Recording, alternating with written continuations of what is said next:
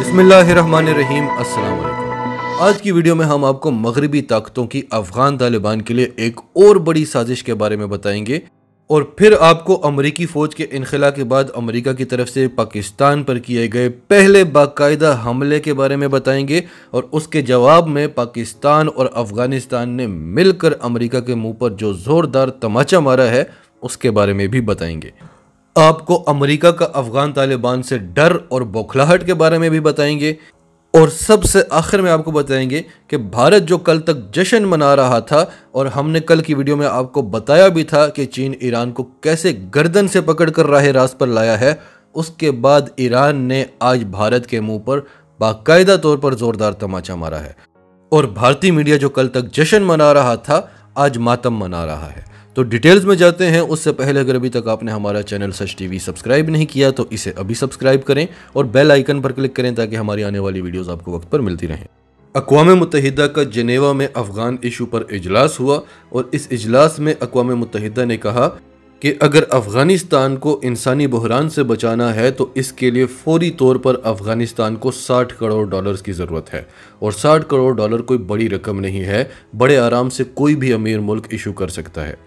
तो अक़वाम मुत्तहिदा ने अफ़गानिस्तान की इमदाद के लिए $1 अरब का ऐलान किया। इस पर बरतानिया खड़ा हो गया कि अक़वाम मुत्तहिदा हमें गारंटी दे कि ये पैसे तालिबान के हाथ नहीं लगेंगे, ये पैसे सिर्फ़ और सिर्फ अफ़गानियों पर लगेंगे। और ये काम ये पाकिस्तान के साथ भी पहले कर चुके हैं कि पाकिस्तान में जो अफ़गान रेफ्यूजीज़ हैं उनकी इमदाद पाकिस्तान की हुकूमत को नहीं देनी, डायरेक्ट अफ़गान रेफ्यूजीज़ पर लगानी है। और उसके लिए यहाँ पर NGOs काम करती थी और वो NGOs क्या करती थी वो आप सब जानते हैं। NGOs के ज़रिए इन्होंने यहाँ पर अपने जासूस बिठा दिए थे और पाकिस्तान को फिर जिन हालात का सामना करना पड़ा वो पाकिस्तान ही था जिसने इस सब का मुकाबला किया। अब ये वही काम अफ़गानिस्तान में करना चाहते हैं। इमदाद के बहाने ये वहाँ पर NGOs को बिठाएंगे और NGOs के जो कारकुनान हैं वो असल में जासूस होंगे। अब इसके जवाब में अफ़गानिस्तान ने क्या कहा, तालिबान ने क्या कहा, वो आपको आगे चलकर बताते हैं। इसके बाद एंटनी ब्लिंकन जो अमेरिका के फॉरेन सेक्रेटरी हैं उन्होंने प्रेस कॉन्फ्रेंस में अफ़गानिस्तान से अमेरिकी फ़ौज के इनखला को डिफेंड करते हुए कहा कि हमने ये इनखला का फ़ैसला नहीं किया था, ये हमसे पिछली हुकूमत ने किया था, हमें तो बस डेट मिली थी और उस डेट को हमने एक्सटेंड करवाया, हमारे पास कोई ऑप्शन नहीं थी। अगर हम वायदे से पीछे हट जाते तो हमें ख़तरनाक नताइज भुगतना होते और हम मज़ीद अमरीकी जानों का ज़या बर्दाश्त नहीं कर सकते थे। और फिर हमारा ये ख्याल था कि जितना पैसा हम अफ़गान फोर्सेस को बनाने में लगा चुके हैं, जितना हमने उनको असलहा दिया है, तो कम अज़ कम तालिबान को काबुल फ़तह करने में 10 साल लग जाएंगे। हमारा ख्याल था कि 10 साल तक अफ़गानिस्तान में अशरफ गनी की हुकूमत चलेगी और तब तक हम अफ़गानिस्तान में अपने मफादात को सिक्योर कर लेते।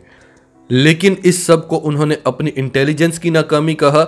उन्होंने कहा कि हमें तो ये भी पता नहीं था कि 15 अगस्त को अमेरिका की मौजूदगी में ही तालिबान काबुल की तरफ आ जाएंगे और फिर वो काबुल को फतह भी कर लेंगे। हमें जो इंटेलिजेंस ने मालूमात दी थी वो कुछ और थी। फिर उन्होंने वही किया जो हम आपको बता रहे थे कि एक दफ़ा अमेरिकी फ़ौजें यहाँ से निकल गई तो अमेरिका ने ये करना है, अपनी हार का सहरा पाकिस्तान के सर पर सजाना है। लेकिन वो बड़े कम लेवल पर इसलिए कर रहे हैं क्योंकि जब भी वो ये करें तो इमरान खान इंटरनेशनल मीडिया पर आ जाते हैं और अमेरिका को बुरी तरह से बेनकाब करते हैं। तो एंटनी ब्लिंकन ने कहा कि पाकिस्तान हमारे साथ डबल गेम खेलता रहा है। अभी पिछले हफ्ते भी CIA का एक ऑफिसर इंडियन मीडिया चैनल पर बैठा हुआ था और अर्नब गोस्वामी को इंटरव्यू देते हुए कह रहा था कि पाकिस्तान तालिबान को सपोर्ट करता था, वहाँ पे सारी गेम ISI खेलती थी और हम कुछ कर नहीं सकते थे, कुछ कह नहीं सकते थे क्योंकि हम पूरी तरह से पाकिस्तान पर डिपेंडेंट थे।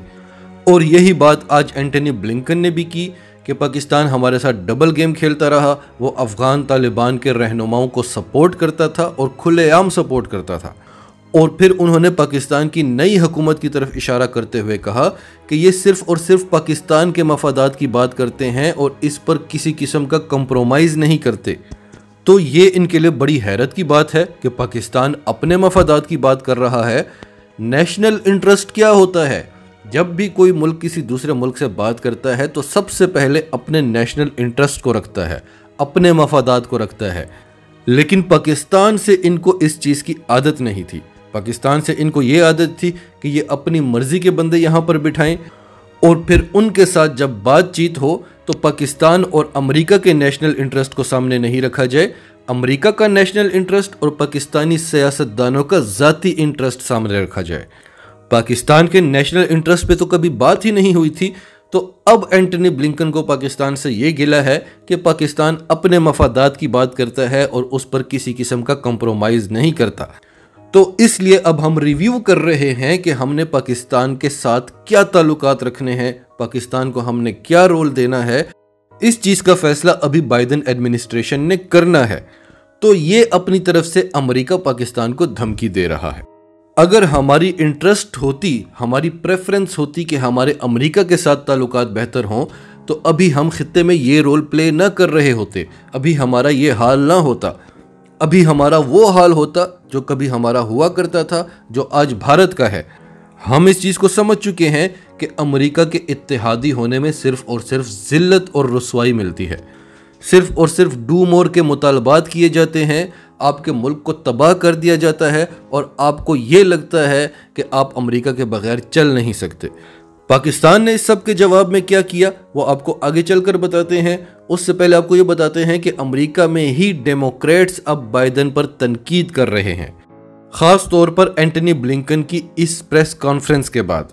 डेमोक्रेट्स का कहना है कि पाकिस्तान का बहुत अहम रोल रहा है, अगर पाकिस्तान हमारी मदद ना करता तो हम अफगानिस्तान से निकल ना सकते। पाकिस्तान ने तालिबान को हमारे साथ टेबल पर बिठाया, पाकिस्तान ने हमें सेफ एग्जिट दी और फिर पाकिस्तान इनखला में हमारी मदद भी करता रहा। उस सब के बावजूद बाइडेन ने अभी तक इमरान खान को कॉल तक नहीं की। ये बाइडेन की नाकामी है। अगर बाइडेन इमरान खान से बातचीत करता तो पाकिस्तान पहले इतनी मेहरबानियां हम पे कर रहा है वो और ज़्यादा करता। हम पाकिस्तान के साथ अच्छे ताल्लुकात रख के पाकिस्तान से बहुत कुछ मनवा सकते थे, जिससे पाकिस्तान के नेशनल इंटरेस्ट को भी फ़र्क ना पड़ता और हमें भी फ़ायदा हो जाता। अफ़गानिस्तान से अमरीकी अफवाज के इनखला में जो सबसे अहम तरीन रोल रहा है वो इमरान खान का रहा है और अमरीका के सदर ने इमरान खान से बात तक नहीं की। ये जो बाइडेन की सबसे बड़ी नाकामी है।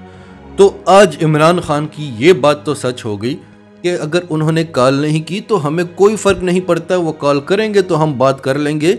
हमसे बात करना उनके मफाद में है, हमारे मफाद में नहीं।